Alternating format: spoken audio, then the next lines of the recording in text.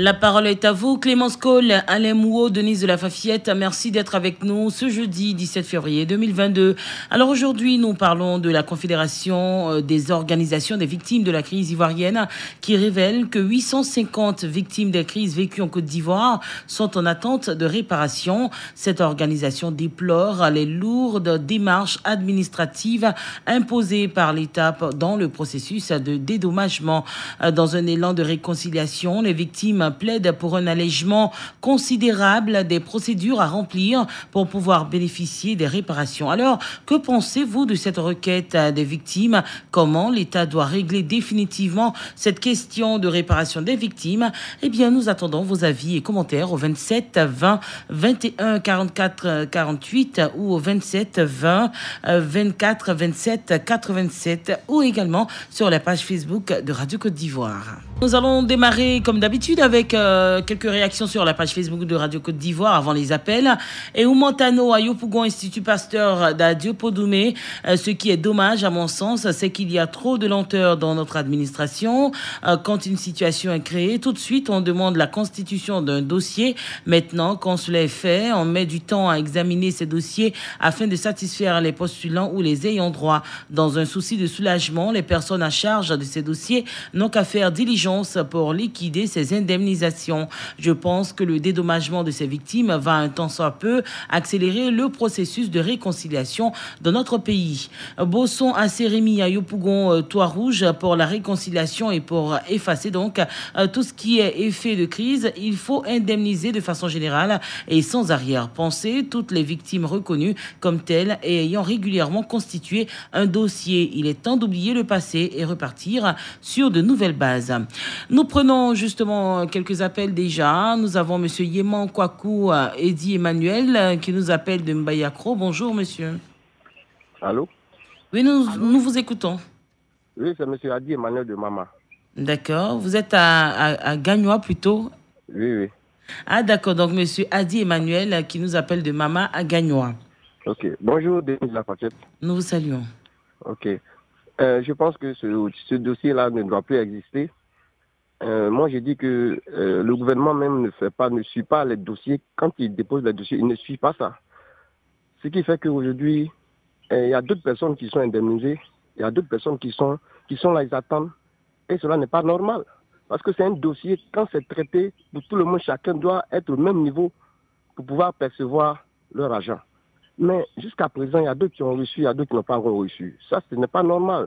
Donc moi, j'ai dit que c'est le gouvernement qui fait que ça traîne. Parce que il faut reconnaître qu'il y a des gens qui sont là-bas, ceux qui sont habilités à traiter ces dossiers. Cette lenteur-là, moi, j'ai dit que c'est une lenteur, mais j'appelle ça des coupeurs de route. Parce que sinon, comment d'autres personnes peuvent percevoir leur argent qui ont le même dossier que les autres, et puis les autres n'ont pas ça. Est-ce que vous ne pensez pas que c'est quand même un sujet assez délicat et sérieux, donc il faut prendre quand même aussi le temps de vérifier certaines choses? Vous ne pensez pas cela?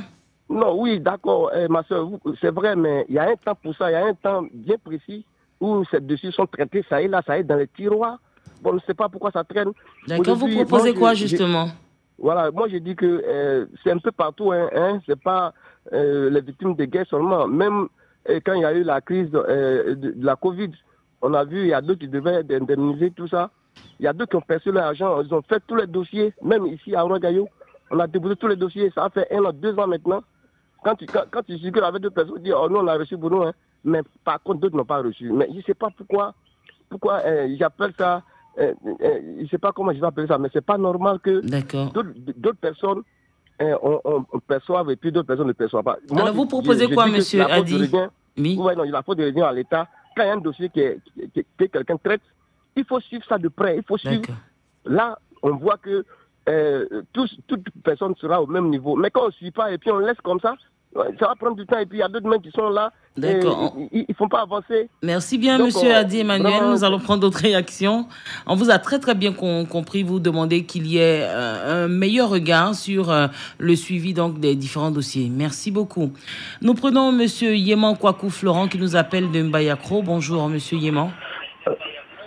Bonjour, maman Africa. Alors, c'est Denise de la Fafia, vous allez arrêter votre poste récepteur, s'il vous plaît. Oui, c'est déjà arrêté, maman. Voilà. Que proposez-vous justement pour qu'on puisse arriver à accélérer le processus de dédommagement des victimes des crises? Maman Denise Lafafiette, je pense qu'on a une seule proposition, c'est d'indemniser ces victimes-là qui sont en train de souffrir, qui mènent une vie très, très, très misérable. Oui, maman, cette requête de ces personnes-là, c'est une requête vraiment noble. Et quand on dit qu'il y a plus de 1000 victimes, et quand on voit 250 qui ont été organisées et indemnisées, qui est égal à moins même d'un quart, soit 25%. C'est vraiment infime. Et quand on parle de réconciliation, cela aussi fait partie de la grande réconciliation. Vous voyez des personnes qui ont tout perdu et on leur demande plus encore de dossiers très, très, très, très difficiles à fournir. Quel était alors le rôle de ces organisations qui ont fait ce travail-là? Je crois qu'il faut faire confiance à ceux qui ont fait le travail et rentrer dans le cadre de l'indemnisation de ces victimes-là. Vraiment, c'est vraiment dommage qu'aujourd'hui, on continue de parler encore qu'il y a plus de 3 cas même qui ne sont pas encore indemnisés. Ouais, ces familles-là souffrent. Donc, la seule proposition que nous pouvons faire au gouvernement, c'est vraiment de prendre ce dossier-là à bras le corps et pouvoir indemniser ces victimes-là. Et comme je le disais, ça fait partie de la grande réconciliation. Merci bien, Monsieur Yéman Kwakou Florent, qui nous appelait de Mbayakro. Merci pour votre avis. Nous partons à Oumé, où nous recevons Monsieur Zamblé Alphonse. Bonjour, monsieur. Bonjour, Denise de la Fafiette. Quel est votre regard sur cette requête des victimes? Bien, les victimes ont parfaitement raison. Comment indemniser 250 victimes sur plus de 1000? Vraiment, c'est ahurissant. Pourquoi ne pas délivrer les actes d'une manière gratuitement? Ces organisations qui veulent aider les victimes, qu'elles prennent tout en charge. Et que ces charges même doivent revenir à l'État. Quelqu'un qui est déjà handicapé, quelqu'un qui a déjà perdu des parents, et on lui demande encore de débourser plus de 100 000 francs pour avoir un acte de décès au niveau de la justice, franchement, c'est ahurissant. C'est désolant. Il faudra que le ministère chargé des victimes prenne le dossier à son compte, de délivrer gratuitement des actes. Mais Denis de la Fafiette, depuis 2002, nous parlons de réconciliation, nous parlons d'indemnisation des victimes. Ça fait 20 ans, c'est trop. C'est le moment de commencer à réfléchir. Les gouvernants et ceux qui nous gouvernent doivent savoir que c'est le moment de parler de réconciliation. Depuis 2002, on parle de réconciliation et jamais rien. Et chaque fois, après les élections, il y a des crises qui surviennent entre les communautés. Soit pendant les élections ou après les élections, toujours on parle de crise post-électorale. Pourquoi? Quand c'est le moment d'en parler. Et chaque fois, la Côte d'Ivoire doit passer tout le temps à indemniser les victimes. Mais pourquoi? C'est le moment de s'asseoir actuellement dans le dialogue entre les partis politiques. Ce dialogue doit aboutir. Il faut que nous ayons des résultats satisfaisants afin qu'on ne parle plus de crise post-électorale. Pourquoi en Côte d'Ivoire des élections rythment avec violence? Arrêtons cela. Nous avons beaucoup à faire. Il faut que le pays avance. Merci. Indemniser les victimes est une très bonne chose, mais arrêter complètement les crises post-électorales, c'est une très bonne chose. Denis de la Fafiette, c'est là ma contribution. Merci et bonne émission. Merci à vous et très bonne journée à Oumé, monsieur Alphonse Zamblé. Nous partons à Issia pour recevoir monsieur Bomisso Mathieu. Bonjour. Bonjour, Denis de la Fafiette. Alors pour vous, comment l'État doit régler définitivement cette question? Je crois que vraiment c'est un plan très délicat. Les victimes attendent l'argent. Mais le dossier n'est pas facile à traiter. Une fois, j'ai accompagné un ami. Vraiment, c'est toute une procédure. C'est vrai. Ils ont bien de l'argent, ils sont un peu pressés. Mais c'est vraiment lent. C'est vraiment lent. Sinon, ils sont au travail, ils sont au fur et à mesure, ils ne règlent pas le dossier. Mais je demande encore plus de rapidité. Sinon, que le dossier est vraiment délicat, il faut bien l'examiner. Et en tout cas, c'est toute une grande procédure. Il faut leur expliquer cela. Mais cependant, ils demandent au gouvernement d'aller un peu vite, parce que d'autres sont malades, d'autres attendent cette agence, parce que le voisin a reçu, l'autre n'a pas encore reçu. Donc, je demande un peu de rapidité. Sinon, vraiment, ils sont au travail, qu'ils patientent encore. En tout cas, pour moi, ils auront leur argent. Merci bien, M. Bomisso. Je vous remercie beaucoup et que Dieu bénisse la Côte d'Ivoire. Amen, merci. Il faudrait préciser que ce rapport, donc, c'est 1000 victimes des crises successives en Côte d'Ivoire qui sont en attente de réparation et sur ce nombre, 250 ont pu bénéficier. C'est un rapport donné par la COVICI, la Confédération des organisations des victimes de la crise ivoirienne, après avoir visité la commune d'Abobo, de Yopougon, de Sassandra et de Bangolo. C'est juste après ces visites que donc ce point a été fait lors de la présentation du rapport de monitoring sur la réparation des victimes et la justice transitionnelle. Nous partons pour quelques réactions sur la page Facebook de Radio Côte d'Ivoire. Roger Nyanzou de Bafia Sud Comoé, comme toujours, il y a certaines mains obscures pour se faire de l'argent dans la constitution des dossiers interminables et à n'en point finir, que le ministère de la bonne gouvernance y jette un regard afin de non seulement assouplir ses démarches, mais aussi les rendre crédibles. Bakayoko Namori de Touba, la crise post-électorale a engendré plusieurs victimes. Les processus administratifs pour le dédommagement des victimes sont donc véritablement lents. Il est impérieux que l'État puisse s'impliquer davantage pour que le dossier s'accélère afin que toutes les victimes qui ont réellement payé le lot tribut de ces crises soient définitivement soulagées. Bertin Tola à Brobo, je ne peux dire que Yako a toutes les victimes de ces différentes crises, mais sincèrement, l'État ne pourra pas indemniser tout le monde, malheureusement. Prions donc Dieu pour que le Tout-Puissant, pour que tout donc se passe bien dans ce pays afin d'arriver donc à la réconciliation. C'était la proposition de Bertin Tola à Brobo. Nous prenons un appel de Seigneur Rigan. Bonjour. Ouais, Denis de la Fafillette, bonjour. Vous nous appelez de Blény-Méouin. Comme toujours, c'est heureux d'échanger avec vous parce que ce que femme veut, Dieu le veut. Denis, oui, on vous écoute. Mais il y a longtemps, parce que quand le président même a annoncé le ministre des victimes, vraiment, je m'attendais à ça. Mais ça a trop traîné. Moi, j'ai perdu mon enfant, j'ai perdu mes biens. Mais si aujourd'hui, le gouvernement rappelle, l'indemnisation des victimes, vraiment, c'est salutaire. On va dire quoi? Mais ça traîne trop. Parce qu'ici, à Taouaké même, il n'y a pas quelqu'un même qui est indemnisé. Moi, par exemple, mon enfant, il doit me soutenir présentement et c'est la tombée de mon enfant même qui a entraîné la mort de ma femme. Donc, présentement, si le gouvernement se rappelle de nous aujourd'hui pour nous indemniser, mais on va dire quoi? On danse à le Mapuka. Donc, vraiment, ils n'ont qu'à tout faire. On a les dossiers depuis la préfecture de Diokwe jusqu'à Abidjan. On attend. Donc, c'est très salutaire. J'attends mon indemnisation. D'accord. Beaucoup de courage et surtout beaucoup de patience. Merci, Monsieur Seigneur Rigan. Nous prenons Monsieur Toussaint Gadobi qui nous appelle de Boisflé. Bonjour. Oui, bonjour, madame. Alors, que proposez-vous pour que la réparation des victimes soit accélérée? Oh, madame, vraiment, c'est un peu le sujet est un peu complexe. Hein. Le dossier est un peu complexe aussi. Vous voyez, c'est pas facile. Ça risque même de vider totalement la caisse de l'État. Madame. Allez-y. Parce que, vous voyez, si ça tarde l'État, c'est pourquoi ça tarde.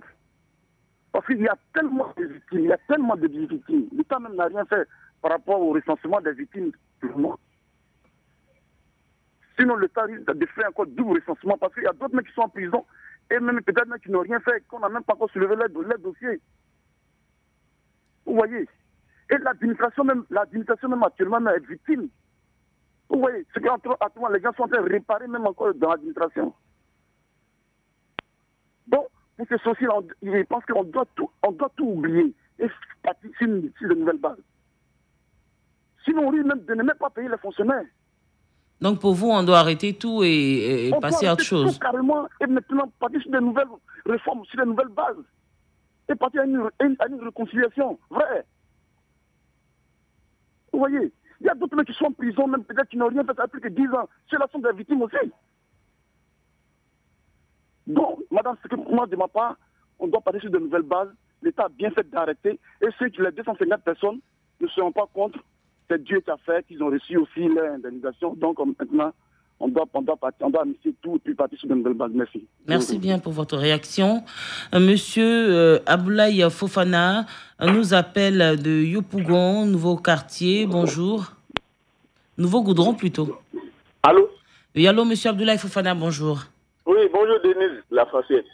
Alors, quel est votre regard sur le sujet du jour? Voilà, exactement. Vraiment, je remercie la Côte d'Ivoire de me donner l'occasion de porter témoignage. Alors, moi, mon grand frère a pris une balle lors de la crise post-électorale et il est resté en train de faire beaucoup de papiers. C'était long, c'était difficile. Malheureusement, il en est mort. Il était proviseur dans un lycée au nord là-bas, à Odiéné.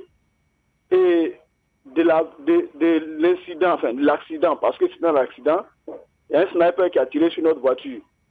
Et lui a pris la balle. La balle est sortie 1 an après. Et on n'a pas pu extraire toute la balle. Et je crois que c'est ce qui a causé sa mort. Vraiment, la procédure, c'est long, c'est lourd et puis c'est très lent. Donc vraiment, moi j'ai saisi cette occasion que vous m'offrez là pour rappeler qu'on n'aurait même pas dû lancer cette opération d'indemnisation des victimes. Pourquoi? Parce que finalement, je ne sais pas qui a été indemnisé. Voilà, Denise. C'était mon cri de cœur ce matin par rapport au sujet.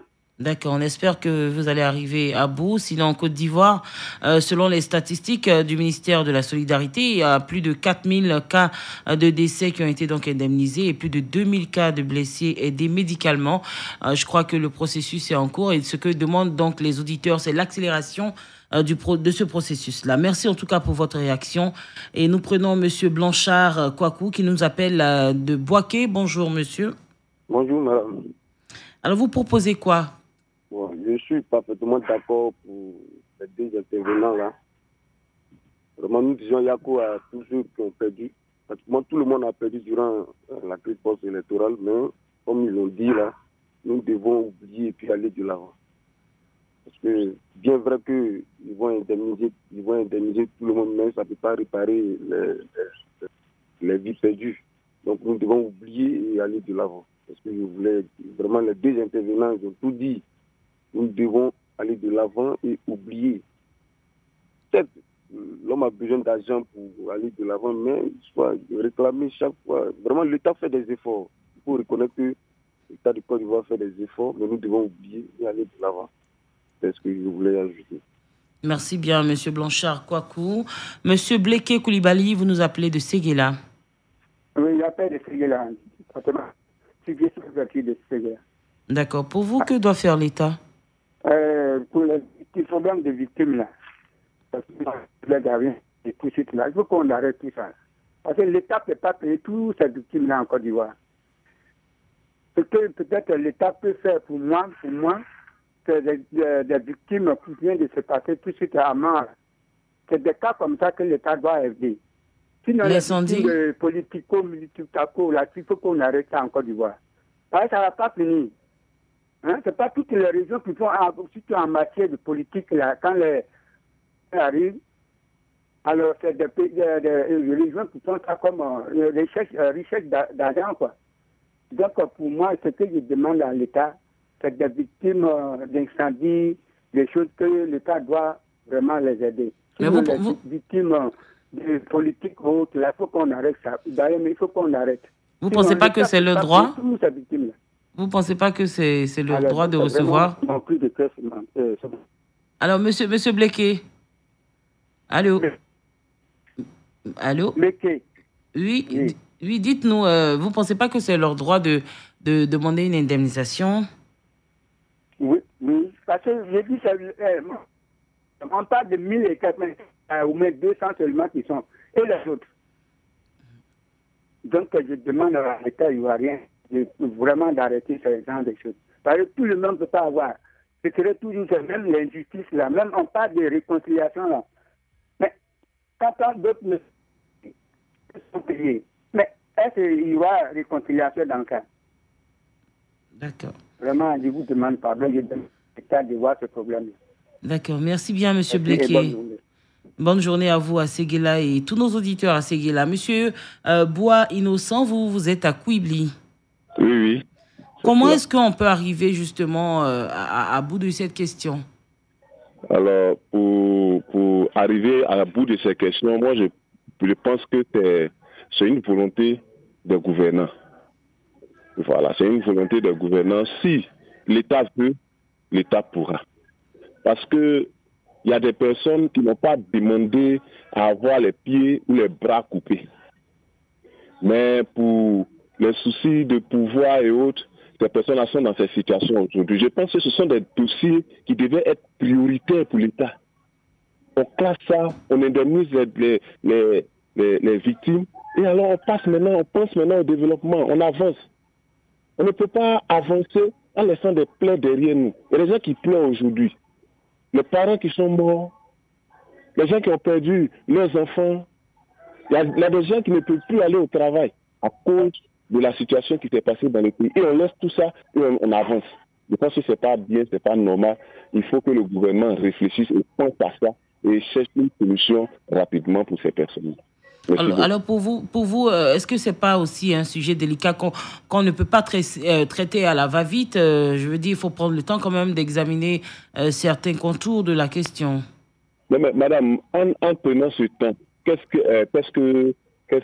qui peut arriver? Moi, par exemple, on a été recensé en 2013 par la CONARIV. Et après, ils sont venus, ils ont dit non, ceux qui sont venus pour faire ça, c'est pas bien. Donc, ils ont pris le temps. Bon, en prenant le temps, la deuxième vague qui est venue même pour recenser, les gens n'ont pas pu nous recenser. Vous voyez. Or, il y a des victimes aujourd'hui, même à l'heure où on parle, qui ne sont même pas recensées. Donc, s'il y a des gens qui sont déjà recensés, si l'État pense que ce sont ces personnes-là, on les indemnise, parce qu'à chaque fois, on va revenir dessus. L'active force électorale, il y a quand même plus de 10 ans. Je pense que ce ne sont pas des questions sur lesquelles il faut tarder, il faut faire vite et puis penser à l'avenir. Je pense que c'est comme ça. Merci bien, M. Bouaya Innocent, qui nous appelait de Kouibli. Nous prenons un dernier intervenant à Mapleu, à Danané plus précisément. M. Kenan Igor, bonjour. Ouais, bonjour. Alors, vous proposez quoi, vous, pour qu'on arrive à la réparation des victimes, pour qu'on puisse accélérer ce processus-là? Bon, moi-même, j'ai mon petit frère qui me suit. En tout cas, il est resté dans cette guerre-là. Maintenant, je ne sais pas si les gens qui passent pour pouvoir être indemnisés. Par exemple, cette histoire d'indemniser les victimes de guerre, souvent, nous, on envoie des divisions. Parce que, je me rappelle bien, quand la ministre Mariatou Koundé, quand elle était ministre de la Solidarité, quand elle est venue à Tanandé, non seulement son arrivée même, la population n'était pas informée, il n'y a pas eu de polémique autour.